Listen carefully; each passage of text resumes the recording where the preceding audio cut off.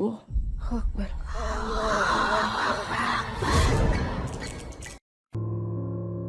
Assalamualaikum warahmatullahi wabarakatuh. Selamat datang kembali di channel cerita horor Bendy Story.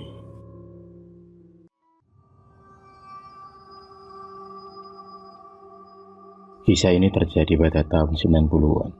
Kisah tentang seseorang yang memuja mengambil pesugihan Dewi Ular.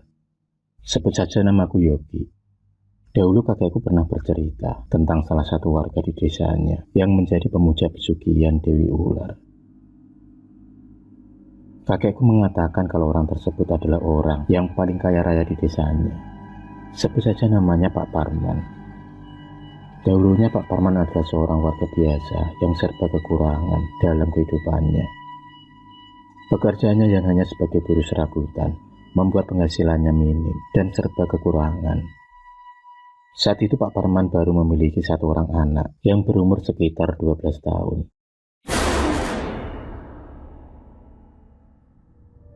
Hidup serba kekurangan dijalaninya bersama dengan sang istri dan anaknya.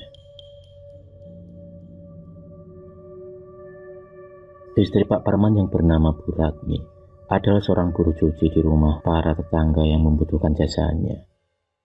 Meskipun hidupnya serba kekurangan, tapi Bu Ratmi tak pernah bersedih. Dia tetap tenang dan tetap berusaha untuk anak semata wayangnya itu. Apapun akan dikerjakannya demi memenuhi kebutuhan keluarga dan terutama anaknya.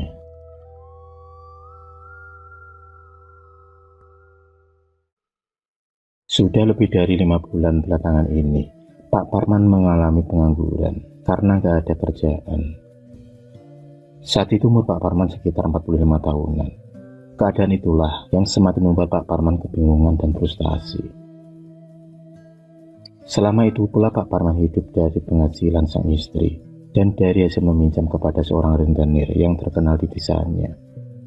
Hingga akhirnya Pak Parman terjerat dalam hutang rentenir yang akan selalu bertambah terus.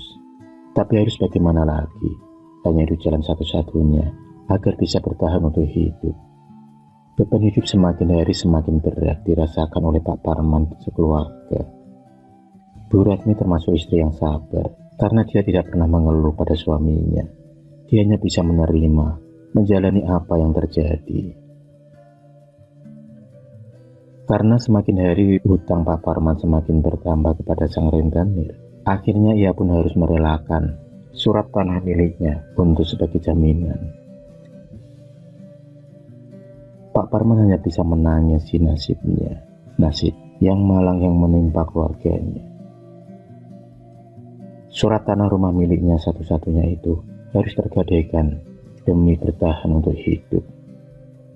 Padahal itu adalah satu-satunya harta yang dimilikinya saat itu.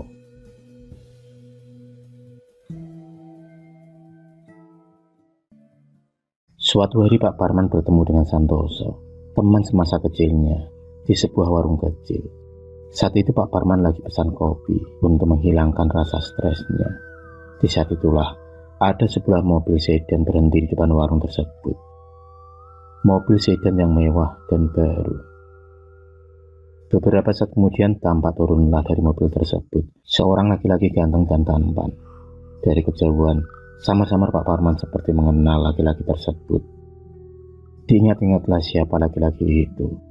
Dan sebentar kemudian, Pak Parman pun mengenali laki-laki itu. Dia adalah Santoso, teman sewaktu kecilnya. Pak Parman pun kaget melihat Santoso yang terlihat hidup mewah dan sudah kaya. Laki-laki itu pun tiba di dalam warung tersebut. Dia pun kemudian memesan satu bungkus rokok dan kopi. Sesaat kemudian, dia pun sadar ada seorang laki-laki yang sedari tadi memperhatikannya. Santoso sendiri kaget melihat Pak Parman yang tampak kusut. Santoso masih ingat kalau itu adalah Parman, teman sewaktu kecilnya dulu.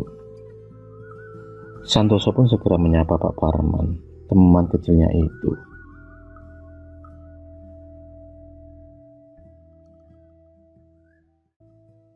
Pak Parman tampak senang melihat Santoso yang masih ingat dengannya.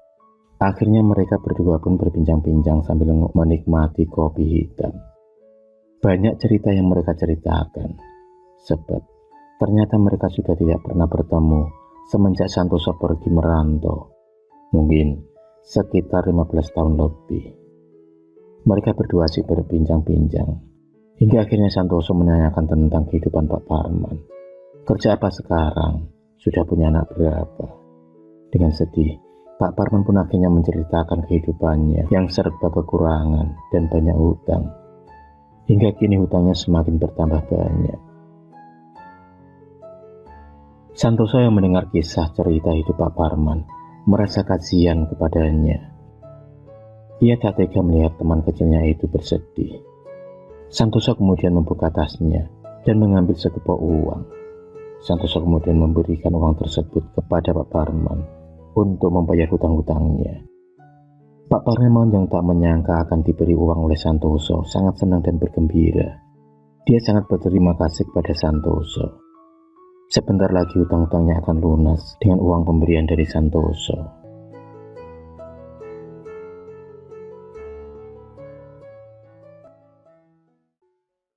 Akhirnya Santoso memberikan alamat kepada Pak Parman agar Pak Parman kalau ada waktu mau singgah dan mampir ke rumahnya. Pak Parman sendiri sangat senang dengan sikap baik Santoso. Santoso pun kemudian berpamitan kepada Pak Parman untuk bergegas melanjutkan perjalanannya. Singkat cerita, Pak Parman kembali pulang ke rumahnya. Ia pun meninggalkan warung tersebut naik ojek yang ada di dekat warung tersebut. Tampak raut wajahnya yang gembira dan senang. Ia seperti mendapatkan durian runtuh. Dia tak menyangka akan mendapat uang untuk membayar hutang kepada sang rentenir. Maka sampailah Pak Parman di rumahnya. Ia pun segera masuk ke dalam rumah dan segera ia menceritakan pertemuannya dengan Santoso kepada istrinya. Istri Santoso tampak senang dan gembira mendapati kabar baik dari suaminya itu. Kini surat tanah yang tergadaikan akan kembali ke rumah. Dan selanjutnya Pak Parman pun pergi ke rumah rentenir tersebut untuk membayar semua hutang-hutangnya.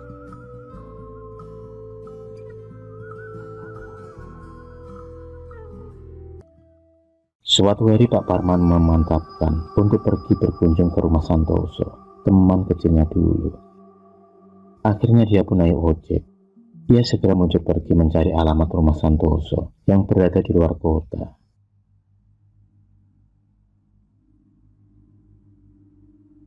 Ternyata rumah Santoso tak begitu jauh. Rumahnya berada di kota sebelah.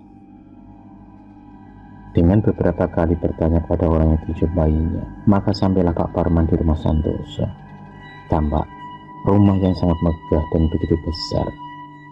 Rumah tersebut berlantai 3. Maka bertemulah Pak Parman dengan Santoso. Santoso sendiri sangat senang melihat Pak Parman datang ke rumahnya.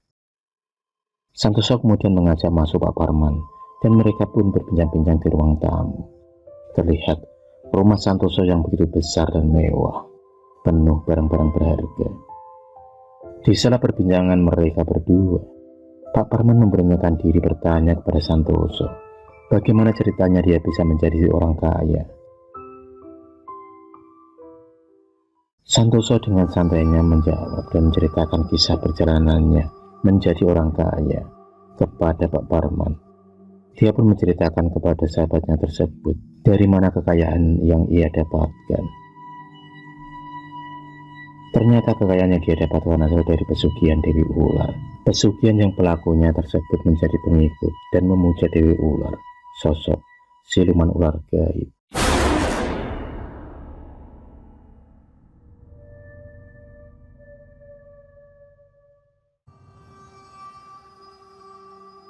Santoso pun menceritakan awal mula dia menjalani pesugihan Dewi Ular. Saat itu dia lagi bingung karena sudah menganggur cukup lama sekali. Dalam kebingungannya itu, dia bertemu dengan seorang kakek tua renta yang menceritakan tentang suatu pesugihan pencari kekayaan dengan jalan pintas. Laki-laki tersebut mengatakan semuanya dengan gamblang dan jelas. Saat itu juga Santoso tertarik dengan apa yang dikatakan oleh kakek tua tersebut. Dalam hatinya ia sudah bosan dan lelah dengan jalan hidup yang dijalaninya. Ia pun meminta kepada laki-laki tua tersebut untuk mendapatkan pesugihan yang dimaksud. Santoso sudah tidak sabar lagi untuk hidup kaya dan terbebas dari kemiskinan. Karena sudah yakin dan mantap, maka kakek tua tersebut pun mengajak Santoso pergi ke suatu tempat. Suatu tempat yang terasa asing, wingit, dan angker. Di sanalah kemudian digelar ritual mengambil pesugihan Dewi Ular. Ritual tersebut dijalani dan dilaksanakan dengan berbagai macam ubo rampe dan syarat-syarat yang harus dipenuhi. Prosesi pun berlangsung, suasana terasa dingin dan wingit. Suara-suara binatang malam dari kejauhan terdengar bersaut-sautan mengiringi gelapnya malam itu.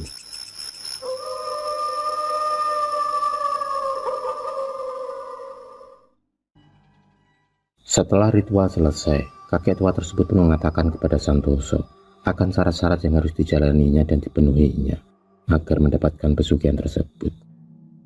Beberapa syarat penting juga dikatakan oleh kakek tua tersebut. Santoso dengan sadar mengiyakan semua syarat yang harus disiapkan dan yang harus dijalaninya demi pesugihan tersebut. Suatu malam, saat Santoso tengah tidur di kamar, tiba-tiba ia dikagetkan dengan munculnya seorang wanita cantik, seksi, memakai pakaian ala kerajaan dahulu. Wanita tersebut tiba-tiba ada di dalam kamar Santoso, dan dia pun mengatakan kalau dia adalah Ratu Dewi Ular, sang pemberi pesugihan. Santoso yang menyadari kalau yang datang itu adalah sang Dewi Ular, maka dengan segera ia pun menyambut kedatangan wanita cantik tersebut dengan bertekuk lutut di hadapannya. Santoso pun mengerti apa yang harus ia lakukan dengan kedatangan sang Dewi tersebut. Karena kakek tua tersebut telah mengatakan semuanya kepada Santoso tentang syarat yang harus dia siapkan dan dia jalani demi mendapatkan pesugihan sang Dewi tersebut.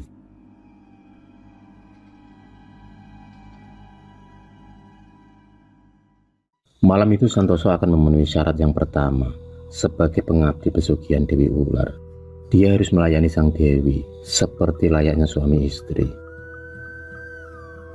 Tampak di hadapannya sang Dewi Ular tersebut begitu cantik mempesona dengan lekuk tubuh yang aduhai seksinya. Malam itu di antara suara gerimis hujan dan suara-suara binatang malam yang saling bersaut-sautan mengiringi malam itu. Dua insan yang berbeda dunia itu tenggelam dalam kenikmatan dunia yang syahdu. Santoso sendiri tak sungkan melayani sang Dewi Ular karena wujudnya yang seperti manusia. Padahal sebenarnya saat itu Santoso tengah berjumpa dan bercinta dengan seekor ular raksasa yang sangat besar bermahkotakan hijau. Santoso hanya merasakan tubuh manusia yang tengah bersamanya. Kapan lagi dapat wanita cantik dan juga akan mendapatkan harta yang melimpah ruah? Bayangan kekayaan sudah di depan mata Santoso.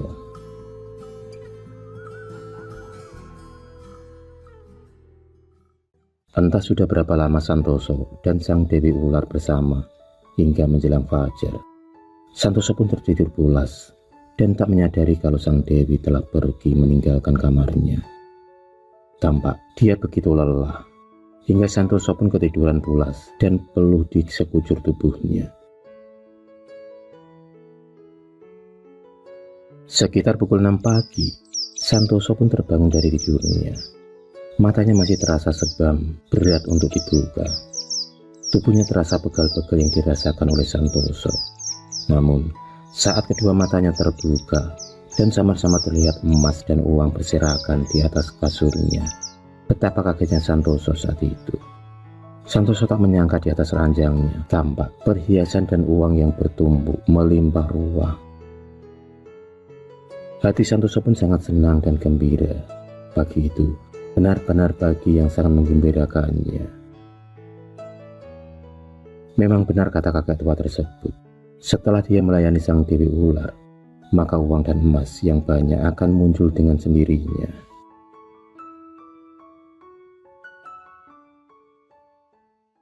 Santoso pun menutup ceritanya kepada Parman. Parman yang mendengar semua cerita dari sahabatnya itu sangat tertarik untuk menjadi kaya dengan jalan pintas seperti sahabatnya. Parman pun meminta kepada Santoso agar dia mau mengantarkannya untuk mendapatkan pesugihan Dewi Ular, sama seperti yang dijalani oleh Santoso. Dengan senang hati Santoso pun mengiyakan permintaan dari sahabatnya itu. Setelah memantapkan hati dan tekad, akhirnya Parman dan Santoso pun pergi ke tempat di mana dulu Santoso menjalani ritual pengabdi pesugihan Dewi Ular. Perjalanan pun ditempuh dengan mobil Santoso. Beberapa jam kemudian sampailah Santoso dan Parman di lokasi di mana dulu Santoso melakukan ritual pengabdian pesugihan Dewi Ular. Di sana mereka disambut oleh sang juru kunci, seorang laki-laki yang sudah tua, yang memakai baju serba hitam.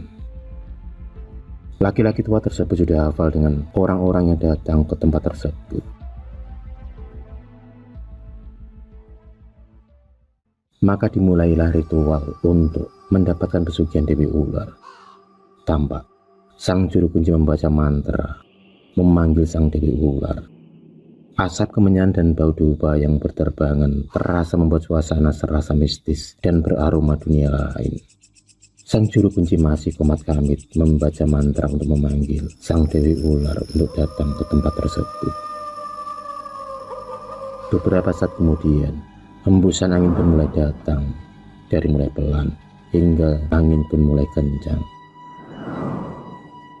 Suara angin tersebut pertanda bahwa sang Dewi telah datang ke tempat tersebut. Namun, hanya sang juru kuncilah yang dapat melihat sosok sang Dewi Ular tersebut, karena dia adalah gaib. Setelah prosesi ritual selesai, kakek tua sang juru kunci tempat tersebut pun menyampaikan apa yang disampaikan oleh sang Ratu Dewi Ular kepada Parman. Apa yang disampaikan diantaranya adalah syarat dan pantangan yang harus dijaga dan dipenuhi serta dijalankan oleh Parman agar mendapatkan kekayaan dan mengabdi pesugihan Dewi Ular.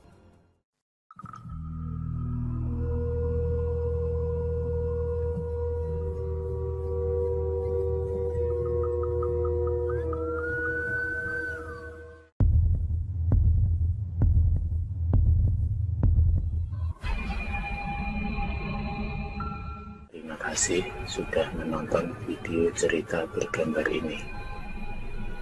Klik subscribe untuk terus mendapatkan video-video cerita bergambar selanjutnya. Semangat berkarya.